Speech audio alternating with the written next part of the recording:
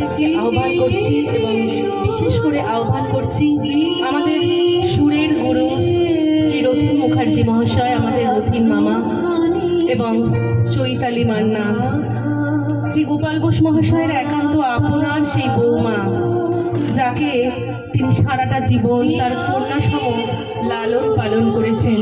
তার জীবনের প্রত্যেকটা যুদ্ধে, প্রত্যেকটা অসহায়তায় তার পাশে তিনি থেকেছেন জলজলে মূর্তিতে।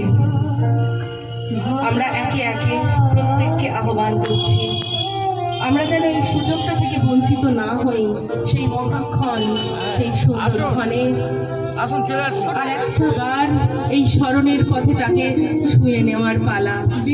আমরা ডেকে নিচ্ছি জেঠুর স্বপ্নর, তার ভাই শ্রী দুলাল বোস মহাশয়কে। মহাবিশ্বে মহাকাশে মহাকালো মাঝে আমি মানব একাকী ভূমি, বিস্ময়ে ভূমি বিস্ময়ে। একাকী মহাবিস্ময়ের এই মানব জীবনকে, এই পরিবারকে তাল ও লয়ের বন্ধনে যিনি বেঁধে দিয়েছিলেন জীবনের সেই কোন প্রভাতকালে, সেই শ্রদ্ধেয় শ্রী গোপাল বোস মহাশয়ের নশ্বর দেহ আজ না থাকলেও আমরা বলতে পারি, নয়ন সম্মুখে তুমি নাই, নয়নের মাঝখানে নিয়েছ যে ঠাই। আমি প্রত্যেককে আহ্বান জানাচ্ছি তাকে পুষ্প অর্পণ করার জন্য। আমরা সামনে যারা বসে রয়েছি, আমরা প্রত্যেকে যেন একটু এই সুযোগটা থেকে বঞ্চিত না হই।